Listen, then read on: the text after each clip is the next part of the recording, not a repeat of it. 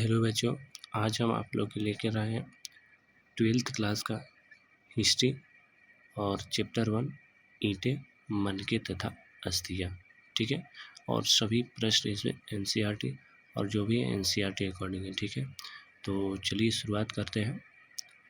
ठीक है, और सबसे पहले आप लोग इस संस्था से जुड़ें बेहतर भविष्य के लिए।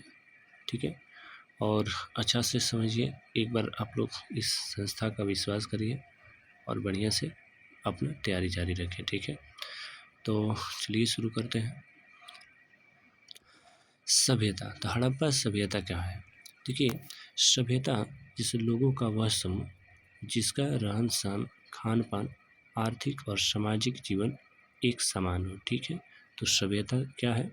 जिससे लोगों का वो ऐसा समूह था जिसमें रहन सहन, खान पान और आर्थिक सामाजिक जीवन एक समान था। ठीक है, और हड़प्पा सभ्यता विश्व की प्राचीनतम सभ्यताओं में से एक थी जो अपनी नगर नियोजन प्रणाली के लिए प्रसिद्ध है। ठीक है, तो इतना समझ गए। आगे चलते हैं। आगे इसके अध्याय जिसकी खोज का इतिहास मिलेगा इसे 1826 से लेकर 1924 तक का सफ़र, और इसमें निर्वाह के तरीके, मतलब कि लोग कृषि करते थे, जिसे पशुपालन करते थे, भोजन क्या करते थे उसके बारे में। और यहाँ पर नगर नियोजन कैसा था, जैसे नलियाँ कैसी थी, सड़कें कैसी थी, भवनें कैसा था, तो उसके बारे में हम लोग जानकारी प्राप्त करेंगे। ठीक है, तो आइए आगे चलते हैं। ठीक है, हड़प्पा का कालक्रम, जिसे आरंभिक जीवन, आरंभिक काल क्या था? तो 3300 BC, देखो BC दिया है, यानी 3300 ईसा पूर्व में BC बैकवर्ड क्राइस्ट होता है। ठीक है, यानी 3300 ईसा पूर्व से 2600 ईसा पूर्व प्रारंभिक जीवन होता है, यानी जिससे कि आरंभ होता है। परिपक्व हड़प्पा काल यानी कि बीच मध्यम, यानी 2600 ईसा पूर्व से 1900 ईसा पूर्व, और उत्तर यानी कि जो लास्ट तक चला उसके उत्तर हड़प्पा काल यानी 1900 ईसा पूर्व के बाद। ठीक है, परिपक्व काल ही सभ्यता का स्वर्ण युग माना जाता है। ठीक है, यानी कि मध्यकाल ही हड़प्पा सभ्यता का स्वर्ण युग माना जाता है। अगला बात, अब इसके बारे में एक व्यक्ति है चार्ल्स मैसन, 1826, यानी सबसे पहले 1826 में चार्ल्स मैसन ने हड़प्पा के टीलों को देखा और इनका उल्लेख किया। ठीक है, उन्होंने सोचा कि यह सिकंदर के समय का कोई पुराना किला है, लेकिन वे इसकी प्राचीनता की पूरी तरह नहीं समझ सके। ठीक है, तो सबसे पहले कौन? तो चार्ल्स मैसन ने इसको देखा था, लेकिन वो क्या समझा था कि सिकंदर के समय का कोई पुराना किला है, इसलिए उसको अच्छा से समझ नहीं पाया। ठीक है, आगे चलते हैं। अब आते हैं ब्रिटेन बंधु और रेल। 1856 की बात है। 1856 में कराची और लाहौर के बीच रेल पटरी बिछाते समय, ठीक है ना, 1856 में कराची और लाहौर के बीच रेल पटरी बिछाते समय जॉन ब्रटन और विलियम ब्रटन को कुछ पुरानी ईंटें मिली थी। ठीक है ना, कुछ पुराने ईंटें मिली। उन्होंने इन ईंटों को रेलवे निर्माण के उपयोग कर दिया, जिससे सभ्यता का काफ़ी हिस्सा नष्ट हो गया। ठीक है,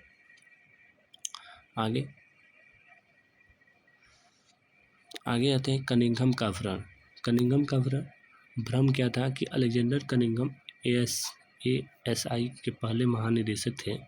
उन्होंने लगा कि भारतीय इतिहास गंगा घाटी से शुरू हुआ, यानी 600 ईसा पूर्व, इसलिए हड़प्पा की महत्व को नहीं पहचान पाए। ठीक है, अब आते हैं आगे हड़प्पा की खोज। तो हड़प्पा की खोज सबसे पहले 1921 ईस्वी में कौन करते हैं? तो दयाराम साहनी, पाकिस्तान के प्रांत में हड़प्पा नामक स्थल है, आधिकारिक खुदाई की थी। ठीक है, यह वही समय था जब भारतीय इतिहास की प्राचीनतम सिद्ध होने लगी थी। तो याद रखिएगा, हड़प्पा का खोज कब हुआ था? तो 1921 में। किसने किया?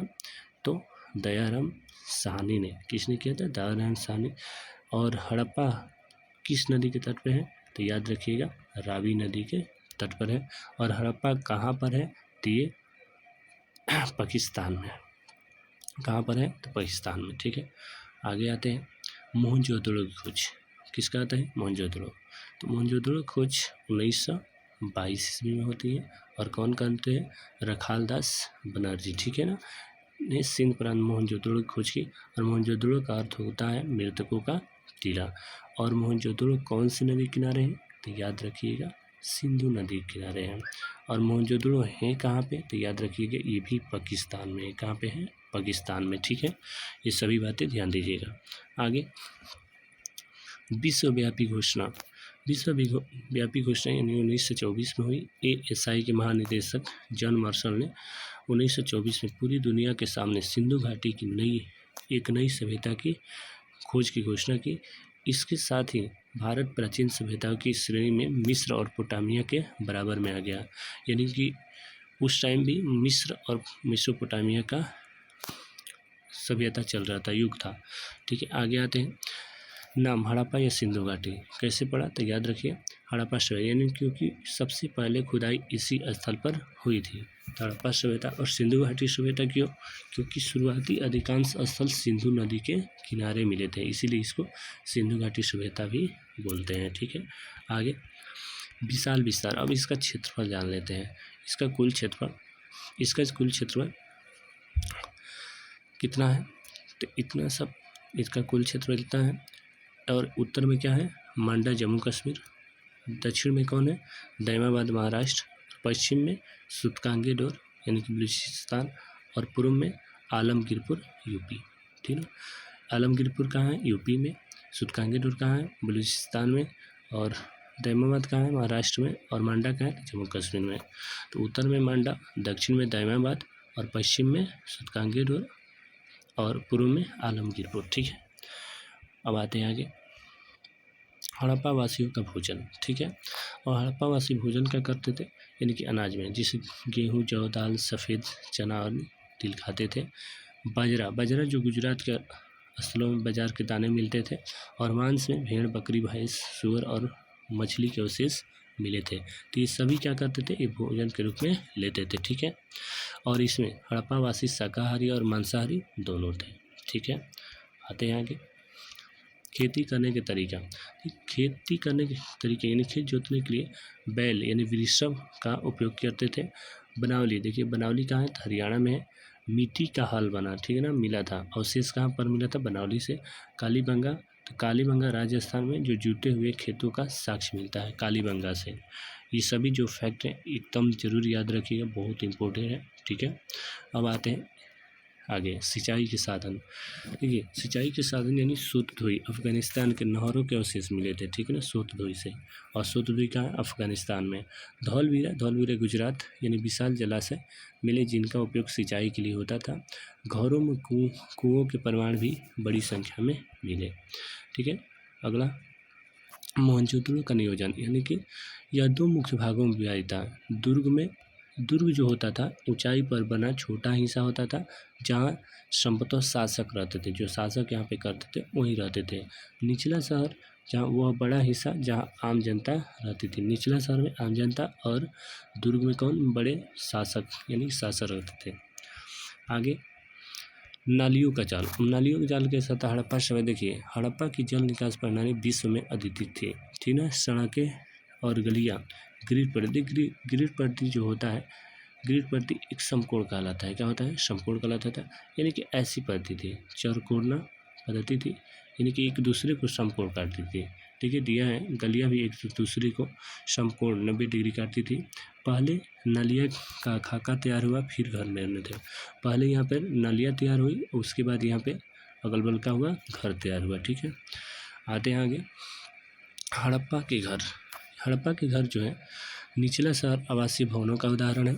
घर के बीच एक आंगन होता था जिसके चारों ओर कमरे थे। ठीक है, दीवारों में खिड़कियां नहीं थी। प्रत्येक घर का अपना स्नानागार होता था। मोहनजोदड़ो में लगभग 700 कुएं मिले हैं। मोहनजोदड़ो में कितना? 700 कुएं मिले हैं। आते हैं आगे, देखिए आगे बोला गया कि यह दुर्ग स्थित जलाशय था जिसे उत्तर और दक्षिण में सीढ़ियाँ बनी थी। जल निकासी के लिए एक बड़ा नाला था। ठीक है, इसका उपयोग धार्मिक अनुष्ठानों के लिए होता था और ईंटों और जिप्सम के गारे जलरोधी बनाया गया था। ठीक है, आगे आते हैं। आगे अनाज भंडारण कैसे होता था? यानी दुर्ग पर एक विशाल ढांचा मिला जिसे माल गोदाम कहा जाता है। स्नानागार, इसको अन्नागार बोला जाता है। ऐसे क्या बोला जाता है? अन्नागार। क्या बोला जाता है? अन्नागार। और अन्नागार को ही माल गोदाम कहा जाता है, जहाँ पर सिर्फ अनाज रखा जाता था। इसका ऊपरी हिस्सा लकड़ी का था और जो नष्ट हो गया, लेकिन निचला ईंटों का हिस्सा आज भी सुरक्षित है। आगे, मृतकों का सत्कार, यानी सामाजिक अंतर को समझने के लिए कब्रों का अध्ययन किया जाता है। यानी हड़प्पा वासी मृतकों को गर्ते को दफनाते थे। कुछ कब्रों में मृद भांड और आभूषण मिले थे और कुछ कब्रों से क्या मिले थे? मृद भांड और आभूषण। मृद भांड जो होता था मिट्टी का बना होता था, ठीक है, जो जिसमें भोजन बनता था। आभूषण और स्त्री पुरुष दोनों कब्रों में पाए गए। आभूषण स्त्री और पुरुष दोनों कब्रों, यानी कि एक साथ स्त्री और पुरुष दोनों किसमें? कब्रों में पाए गए। ठीक है, अब आते हैं आगे। महंगी और विलासी वस्तु क्या था? जैसे चकिया, सुइया, मृद भांड जो आसानी से मिल जाते थे, उपयोगी वस्तुएं थी ये। ठीक है, और विलासी वस्तुएं जो थी वो महंगी थी। कैलाश पात्र में महंगे दुर्लभ पदार्थ, यानी कि दुर्लभ से मिलते थे, आसानी से नहीं मिलते थे। ठीक है, अब आते हैं आगे। चन्होदड़ों के शिल्प केंद्र, यानी कि जो कला बुनाई वनाई होता था, कहाँ से? चन्होदड़ों से। चन्होदड़ एक छोटी बस्ती थी जो पूरी तरह शिल्प कार्य में लगी हुई थी। ठीक है, जिसे मनके बनाना, ठीक है, जिसे मनके बनाना, शंख काटना, मोहर बनाना, ठीक है ना, ये सभी कहाँ से होता था? चन्होदड़ों से। लूथर और धोलवीरा में मनके छेदने के उपकरण मिले थे। याद रखिएगा, लूथर और धोलवीरा से मनके छेदने के उपकरण मिले। ठीक है, आगे आते हैं। रंगीन और कीमती पत्थर, रंगीन और कीमती पत्थर, इसमें क्या था? जिससे कार्लेनियन, ये सुंदर लाल पत्थर होता था। ठीक है ना, कार्लेनियन याद रखिएगा, सवाल पूछता है कार्नेलियन क्या है, तो ये सुंदर लाल पत्थर था। जैस्पर और स्फटिक यह अन्य कठोर पत्थर था। ठीक है ना। सेलखड़ी, सेलखड़ी जो होती थी बहुत ही मुलायम पत्थर जिसका उपयोग आसानी से होता था। और मुहर, देखिए मुहर भी जन बना हुआ था, किससे बना हुआ था? तो सेलखड़ी से ही बना हुआ था। किससे? सेलखड़ी से, याद रखिएगा। ठीक है, आगे। कहाँ से आता था माल? जो भी कोई भी चीज़ हड़प्पा में आता था, कहाँ से आता था? देखिए, नागेश्वर और बालाकोट से शंख आता था। सोरतुघई अफगानिस्तान से। लाजवर्त मणि, जो लाजवर्त पहनने के लिए होता था मणि, वो सोरतुघई अफगानिस्तान से आता था। खेतड़ी यानी कि राजस्थान से तांबा आता था। और दक्षिण भारत से सोना आता था। दक्षिण भारत से सोना आता था। आगे, ओमान और मेसोपोटामिया। ओमान यानी कि हड़प्पा का व्यापार अरब सागर के पार ओमान और मेसोपोटामिया, इराक तक था। ओमान से तांबा आता था और मेसोपोटामिया के लेखों में लूहा सिंध लिखे और वहाँ हड़प्पा की मुहरें और बाट मिले थे। वहाँ पर हड़प्पा की मुहरें और बाट मिले थे। आगे, मोहरे, देखिए मोहरे के बारे में जान लेते हैं। मोहरे क्या है? मोहरे का उपयोग लंबी दूरी के व्यापार को सुरक्षित बनाने के लिए किया जाता था। मिट्टी के लेप पर मोहर लगाने से सामान सुरक्षित होती थी और भेजने वाले की पहचान बनी रहती थी। ठीक है, आगे। हड़प्पा की लिपि, हड़प्पा की लिपि कैसी थी? ये सवाल पूछा हुआ है। देखिए, हड़प्पा की लिपि आज भी तक पढ़ी नहीं जा सके। यह वर्णमाला के बजाय चित्रात्मक थी। कैसी थी? चित्रात्मक थी। चिन्हों की संख्या 375 से 400 थी। यह लिपि दाईं से बाईं ओर लिखी जाती थी। तो याद रखिए, सवाल पूछा हुआ है कि हड़प्पा में जो लिपि लिखी गई थी किस ओर लिखी गई थी? तो दाईं से बाईं ओर लिखी गई। ठीक है, आगे। सटीक माप तौल, यहाँ पे माप तौल के लिए क्या था? तो देखिए, तौलने के लिए बाटों का उपयोग किया जाता था। किसका? बाटों का उपयोग किया जाता था। और ये बाट चर्ट नामक पत्थर से बने थे। चर्ट नामक पत्थर से बने थे। निचले स्तर पर ये दिए आधारी बैनरी नंबर, जिससे एक दूसरे से क्या होते जाएगा? दोगुना होते जाएगा। ठीक है, ऊपरी स्तर पर दशमलव प्रणाली का पालन करते थे। ऊपरी स्तर पर दशमलव प्रणाली का पालन करते थे। आगे आते हैं। हड़प्पा का राजा कौन? और यहाँ पर हड़प्पा के बारे में, हड़प्पा सभ्यता में जटिल फैसले कौन लेता था? जैसे मोहनजोदड़ो से एक पत्थर की मूर्ति मिली जिसे पुरोहित राजा कहा जाता था। पुरोहित राजा, जो मूर्ति मिली उसे पुरोहित राजा कहा जाता। जिसे कुछ विद्वान मानते हैं कि यहाँ कोई शासक नहीं था, जबकि कुछ के अनुसार यहाँ कोई शासक था, ठीक है ना। तो ये अभी तक पता नहीं हो पाया है कि यहाँ पे कोई शासक था कि नहीं था। लेकिन ईंटों के आकार और नगर नियोजन समानता एक केंद्रीय सतह की ओर इशारा करती है। जैसे ईंटों से पहचान हो गई थी, कुछ हुई थी कि यहाँ पर नगर नियोजन की समानता का केंद्रीय सतह की ओर इशारा करती थी। यहाँ पे मतलब कि कोई शासक राजा करता था, ठीक है। आगे अब इसके पतन कारण, ये पतन के कारण, पतन का हो तो 1900 ईसा पूर्व में, जिसके बाद हड़प्पा संस्कृति साक्ष्य को खत्म होने लगा, जिससे जलवायु परिवर्तन हुआ, भीषण बाढ़ आ गया, नदियों का सूखना, ये सभी क्या है, हड़प्पा सभ्यता का पतन का कार्य है। कुछ विद्वान आर्यों के आक्रमण को भी कारण मानते हैं, लेकिन इसके ठोस प्रमाण नहीं मिले हैं, ठीक है। तो देखिए यहाँ पे सही बात है कि मतलब कि कुछ प्रमाण के अनुसार मिलता है कि यहाँ पर आर्य आक्रमण हुआ था, इसलिए यहाँ का पतन हो गया था। हालांकि सभी पतन के कारण है जलवायु परिवर्तन, बाढ़ और नदियों का सूखना, ठीक है। आगे अतीत की व्याख्या, कुछ इसमें बात है व्याख्या। देखिए पुरातात्विक भौतिक अवशेषों के आधार पर इतिहास में लिखित, जिससे कि मृद भांड, औजार और आभूषण सामाजिक स्थिति बताते थे। मोहरों पर अंकित चित्र धार्मिक विश्वासों को जानकारी देते थे और पशुपति शिव और मातृ देवी की पूजा के प्रमाण मोहरों से ही मिले हैं, ठीक है। आगे याद रखने योग्य स्थल, जिसे लोथल, लोथल ये क्या था तो बंदरगाह था। धौलवीरा, धौलवीरा विशाल जलाशय था। और कालीबंगा, कालीबंगा से जुते हुए खेत का प्रमाण मिलता है। और कालीबंगा है कहाँ तो याद रखिएगा राजस्थान, धौलवीरा गुजरात और लोथल भी गुजरात है, ठीक है। आगे महत्वपूर्ण तिथियाँ, जिससे 1826 में चार्ल्स मेसन ने टीला को देखा सबसे पहले। 1856 में जब रेलवे लाइन बिछाने के समय ईंटें मिली थी, ठीक है ना। 1921 में दयाराम साहनी ने हड़प्पा की खुदाई की। और 1922 में रखाल दास बनर्जी ने मोहनजोदड़ो की खुदाई की, ठीक है। आगे कुछ प्रश्न,